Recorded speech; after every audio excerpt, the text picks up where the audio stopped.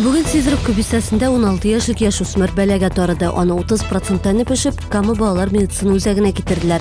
Фаҗига гаражда була. Яшүсмерләр машинага ут төртергә тели. Нәтиҗәдә 9 еллык автомобиль генә түгел, бер егет тә зыян күрә. Хәзер бу факт буенча тикшерү бара. 4-нче кат тәрәзәсеннән егылып төшкән баланы бүген травматология бүлегенә күчерделәр.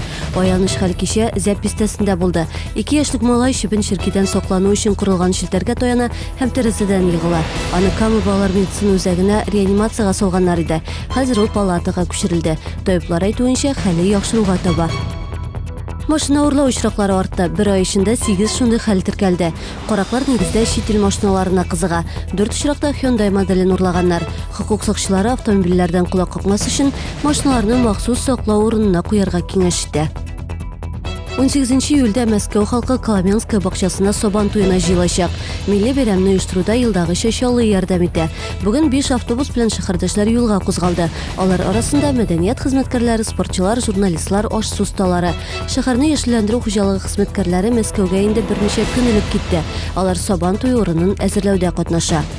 Бу һәм башка хәбәрләр белән тулырак яңалыкларның кичке чыгарылышында 19 сәгать 10 минутта таныша аласыз.